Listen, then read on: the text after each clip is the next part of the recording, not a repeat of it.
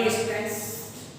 आज की क्लास में हम आप लोगों को एक नया चैप्टर स्टार्ट कर रहे हैं, सारणी, जो चैप्टर नंबर है 4 और उसका लेक्चर नंबर है फर्स्ट। यानी एक चैप्टर के बारे में हम कंप्लीट एक्सप्लेन आप लोगों को कर चुके हैं। मैट्रिक्स के बारे में, आव्यूह के बारे में आप लोगों को हमने कंप्लीट एक्सप्लेन कर दिया है, जिसके अंदर हमने 10 लेक्चर बनाए थे आप लोगों। उसमें विविध वाली जो एक्सरसाइज है आप लोगों की वो बच गई है। तो जब ऑफलाइन क्लास आप लोगों को लगेगी उस टाइम आप लोगों को विविध के बारे में एक्सप्लेन कर देंगे। लेकिन अभी जो हम आप लोगों को पढ़ा रहे हैं, क्योंकि विविध में जैसे क्वेश्चन है तो जो चैप्टर पढ़ाया है उसी का रिलेटेड क्वेश्चन होता है, लेकिन कुछ एक दो क्वेश्चन अलग रहते हैं, तो उनके बारे में आप लोगों को ऑफलाइन क्लास में एक्सप्लेन कर देंगे। तो अब आप देखिए, हम आप लोगों को एक नया चैप्टर लेकर आ रहे हैं, सारणी, और उसका पहला लेक्चर आप लोगों को आज एक्सप्लेन कर रहे हैं। तो सबसे पहले सारणी होता क्या है उसके बारे में हम आप लोगों को एक्सप्लेन कर रहे हैं। तो सारणी होता क्या है? सारणी एक वर्ग अवयव से संबंध एक निश्चित संख्या को निरूपित करता है। सारणी होता क्या है? एक वर्ग अवयव से संबंध एक वास्तविक संख्या को निरूपित करता है। पहली बार समझ आपको लिख देते हैं।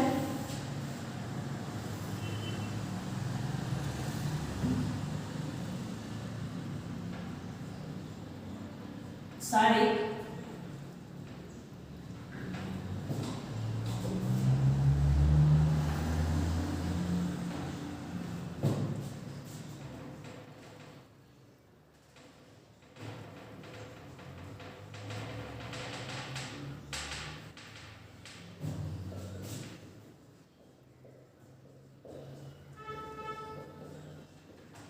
सारणी होता क्या है? सारणी वर्ग अवयव से संबंध एक निश्चित संख्या को निरूपित करता है। तो वर्ग अवयव और ये वास्तविक संख्या, देखिए दोनों पॉइंटों के बारे में बात करते हैं। तो वर्ग अवयव मतलब सारणी जो होता है वो केवल किससे निकला जाता है? वर्ग अवयव पे निकला जाता है। सारणी में पंक्ति और स्तंभों की संख्या हमेशा क्या होती है? समान होती है। दूसरा पॉइंट, वास्तविक संख्या मतलब सारणी का मान ज्ञात कर सकते हैं, और सारणी का मान पॉजिटिव संख्या भी आ सकती है, नेगेटिव भी आ सकती है, जीरो भी आ सकता है, और परिमेय संख्या भी आ सकती है। तो देखिए, हम आप लोगों को बता रहे हैं सारणी और आव्यूह में अंतर। सारणी और आव्यूह में अंतर। सारणी और आव्यूह में क्या अंतर होगा? सबसे पहले हम यहाँ पर बात कर रहे हैं सारणी के लिए, और इधर हम बात कर रहे हैं आव्यूह के लिए। तो देखिए, पहला पॉइंट जो हम बता रहे हैं, सारणी में पंक्तियों और स्तंभों की संख्या, पंक्तियों और स्तंभों की संख्या समान होती है। यहां पहला पॉइंट, आव्यूह में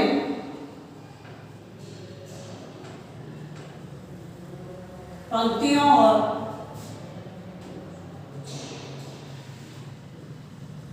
स्तंभों की संख्या समान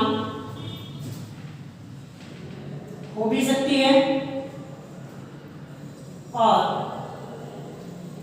नहीं। कहने का मतलब क्या है?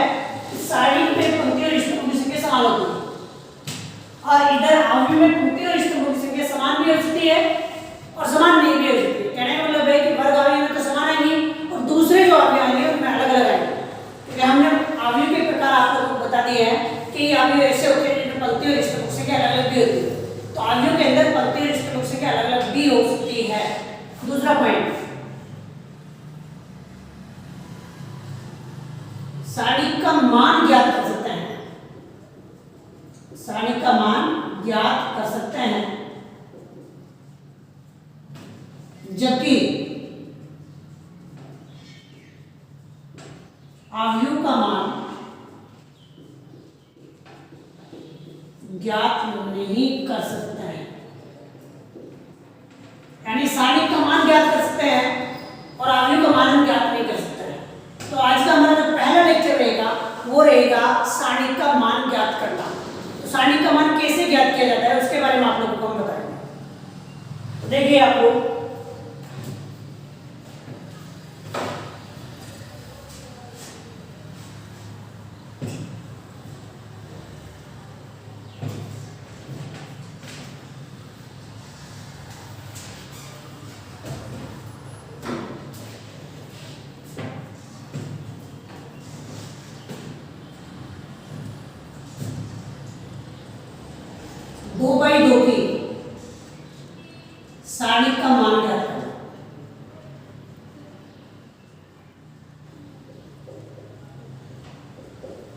2/2 की सारणी का मान कैसे ज्ञात करते हैं, यानी कोई सारणी है हमारे पास जिसका ऑर्डर कितना है 2/2 है, उसका मान कैसे ज्ञात किया जाता है। तो देखिए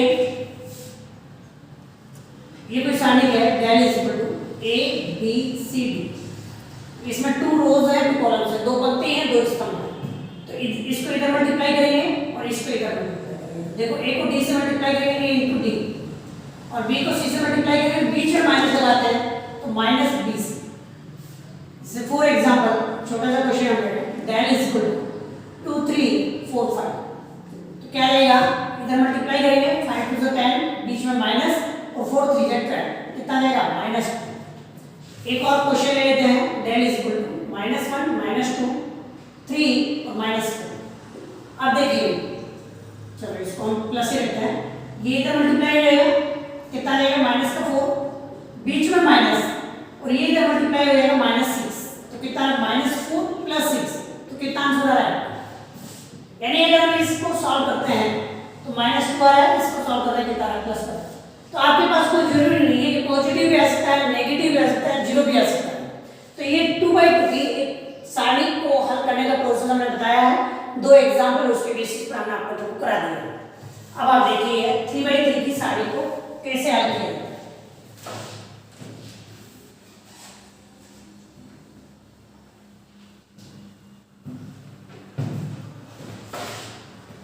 ऑर्डर चेंज कर रहे हैं, 3/3 की सारणी का मान ज्ञात करना है। 3/3 की सारणी का मान कैसे ज्ञात किया जाता है, ये जो 3/3 की सारणी का मान ज्ञात करना हम बता रहे हैं, ये आप लोगों के 10वें चैप्टर में भी काम आएगा।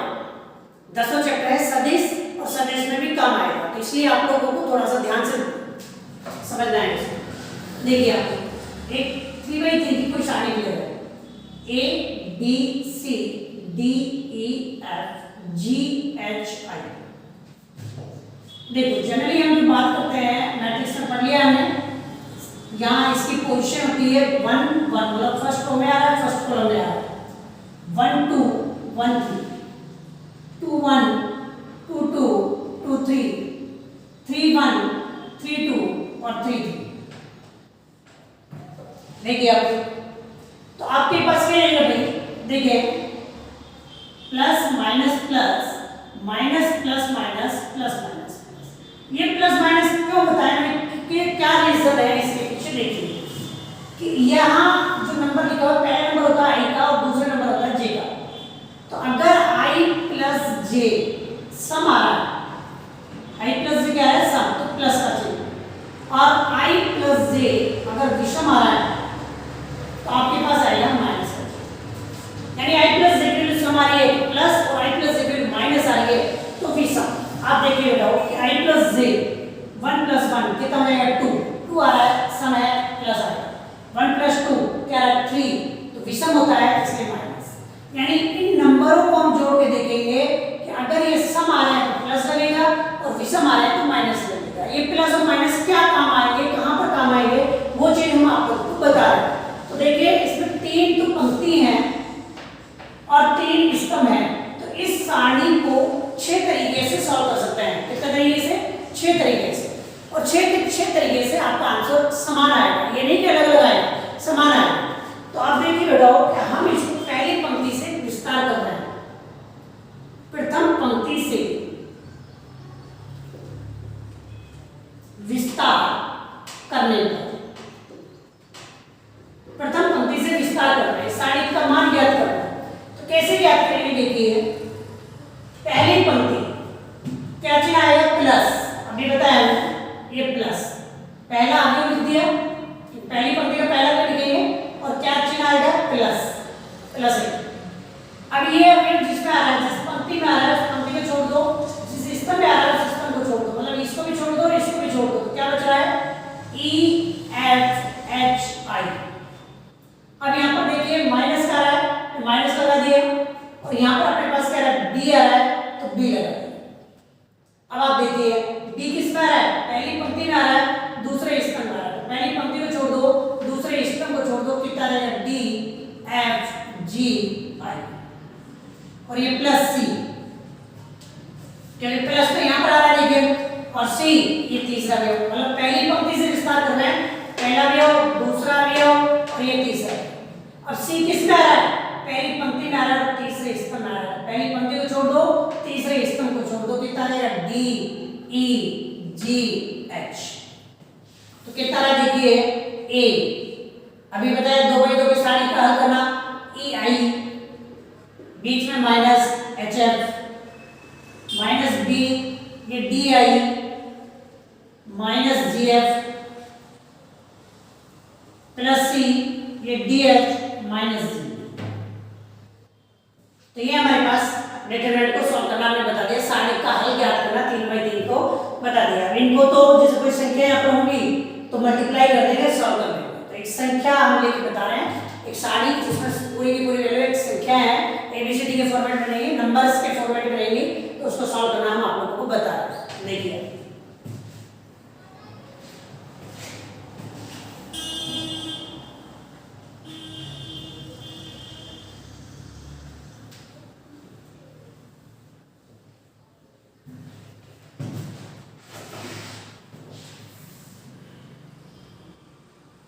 देखिए ये हमारे पास प्रसार है 2 3 4 -1 2 3, इसको भी माइनस ले लेते हैं और यहाँ भी माइनस 0 1 ये सारे के इसका मान ज्ञात करना है। तो कैसे ज्ञात करेंगे? देखिए पहली पंक्ति से विस्तार कर रहा हूं, मैंने अभी बताया है plus minus plus minus plus minus plus minus plus, ये जो बता रहा हूं ना, ये कोई जरूरी नहीं है आपको लिखना, और बोर्ड में जब आप कोई क्वेश्चन करोगे तो लिखेंगे भी नहीं इसको, ये लिखना नहीं है, केवल तो समझाने के हिसाब से, ताकि आप 1-2 क्वेश्चन प्रैक्टिस करेंगे, समझ में आ जाएगा। इस चीज को नहीं लिखते हैं, अगर आप लिखोगे तो फिर सामने वाला आपको नंबर काट सकता है, ये चीज लिखनी नहीं, केवल समझने के हिसाब से। देखिए पहली पंक्ति से ही विस्तार कर रहे हैं, किससे विस्तार कर रहे हैं? प्रथम पंक्ति से। आप पहली पंक्ति से कर सकते हो, दूसरी से कर सकते हो, तीसरी से कर सकते हो, पहले स्तंभ से कर सकते हैं, दूसरे से कर सकते हैं, तीसरे से, आंसर वही है। देखिए डेल पहला वेव किसका है? प्लस, तो प्लस कर दो। अब ये 2 किसका है? पहली पंक्ति में और पहले स्तंभ, पहली पंक्ति को छोड़ दो, पहले स्तंभ, तो क्या है? 2 3 1 या माइनस, लेकिन अवयव किसका है? माइनस का ही है, माइनस। अरे भाई माइनस का है तो उसको ब्रैकेट में अलग से लिख देंगे। अब आप देखिए माइनस की किस बार पहली पंक्ति में आ रहा है और दूसरे स्तंभ में आ रहा है, पहली पंक्ति को छोड़ दो, दूसरे स्तंभ को छोड़ दो, कितना है? -1 3 0 2, और ये प्लस का है, लेकिन अभी किसका है? माइनस का, तो माइनस का 4 ब्रैकेट में लिख दो। अभी -4 पहली पंक्ति में आ रहा है और तीसरे स्तंभ में आ रहा है, छोड़ दीजिए, -1 2 0। देखिए कितना है? 2, ये इधर मल्टीप्लाई होगा, 4 -3 माइनस माइनस प्लस, ये इधर तो -2 -0 -4, और ये इधर बताओ कितना है? -1, बीच में माइनस और ये मल्टीप्लाई होगा 0। तो आप देखिए यहाँ से कितना जाएगा? 2, यह जाएगा 1 +3 -2 -4 -1, तो यह है 2 -6 प्लस का 4, तो कितना है? 6 -6 कितना गया? तो ये आप लोगों को मैंने क्वेश्चन बता दिया है। एक क्वेश्चन मैं आप लोगों को करने के लिए दे रहा हूँ, ईमानदारी से आप खुद सॉल्व करेंगे। एक डेल है 1 2 3 4 5 6 7 8 9, इस डिटरमिनेंट को सॉल्व करेंगे, इसका आंसर आएगा 0। आप चेक करके बताएंगे, खुद ईमानदारी से सॉल्व करेंगे कि इसका आंसर 0 आ रहा है, नहीं आ रहा है। नहीं आ रहा है तो आप मेरे व्हाट्सएप नंबर पर कॉल मैसेज कर सकते हैं और अपने डाउट क्लियर कर सकते हैं। तो अब आप देखिए कि जैसे ये क्वेश्चन मैंने आप लोगों को बताया, ये क्वेश्चन जैसे मैंने आप लोगों को बताया, प्रथम पंक्ति से बताया, अगर मैं पहले स्तंभ से इसको सॉल्व कर दूं तब भी आंसर वही है। देखिए भाई पहली पंक्ति से कर लो, दूसरी से कर लो, तीसरी से कर लो, पहले स्तंभ से कर लो, दूसरे से कर लो, तीसरे से, कोई फर्क नहीं पड़ने वाला। पहले स्तंभ से कर रहा हूं, प्रथम स्तंभ से विस्तार करना।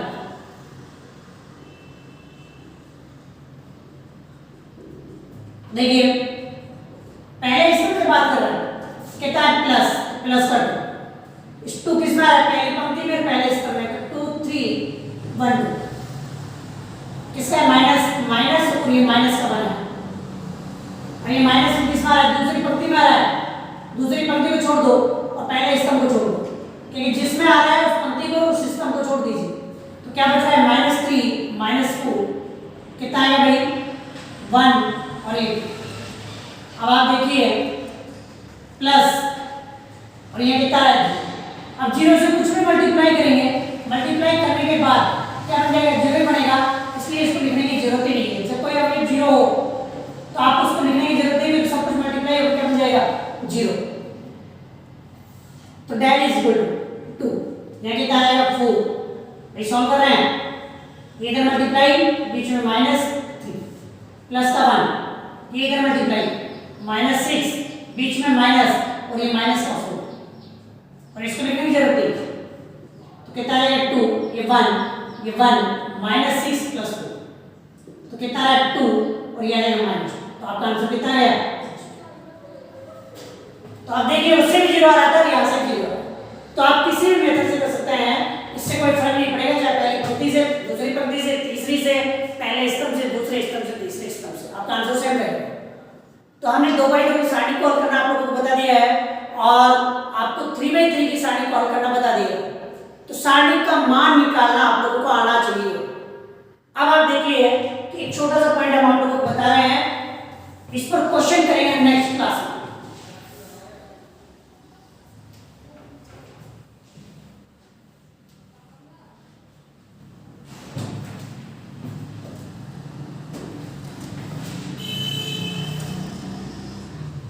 नोट डाल के आप लिख लें, यदि ए का क्रम कोई अवयव है, ए का क्रम n/n, तो कोई के कांस्टेंट वैल्यू का कोई नंबर है, अगर इसको ऐसे मल्टीप्लाई कर रहे हैं और इसके सारणी का मान निकाल रहे हैं, तो k की पावर n डिटरमिनेंट है, याद रखें। तो एक छोटा सा एग्जांपल लेकर इस चीज को हम प्रूव कर रहे हैं। देखिए, माना एक का क्रम 3/3 है, एक का क्रम कितना है, 3/3, भाई n/n है, तो पावर कितनी आएगी, जितना ऑर्डर होगा उतनी ही पावर आएगी। तो अगर हम ऑर्डर 3 ले रहे हैं तो पावर कितनी आएगी, 3 आएगी। तो आप देखिए कि एक मैट्रिक्स ले रहा हूं A B C D E F G H I, अगर इसको कैसे मल्टीप्लाई कर दिया जाए, तो कैसे मल्टीप्लाई करेंगे, किसी भी मैट्रिक्स को किसी संख्या से गुणा कर रहे हैं तो सभी अवयवों से गुणा होगा, और अगर किसी संख्या को सारणी से गुणा कर रहे हैं तो केवल एक पंक्ति से गुणा करेंगे या फिर केवल एक स्तंभ से गुणा करेंगे। देखिए KA KB KC KD KE KF KG KH और KI। अब देखिए इसके सारणी का मान निकालो, के तो सारणी लगा दिया, अभी मैट्रिक्स था, अब हम दोनों तरफ क्या लगा रहे हैं, सारणी। तो के, हाँ ये चीज भी ध्यान रखें कि अगर मैट्रिक्स है तो मैट्रिक्स का सिंबल ही लगाएंगे, और अगर सारणी चल रहा है तो इस तरीके से लगाएंगे। अगर आपने मैट्रिक्स की जगह सारणी लगा दिया और सारणी की जगह मैट्रिक्स लगा दिया तो आपको 0 नंबर मिलेगा। इस चीज का ध्यान रखें।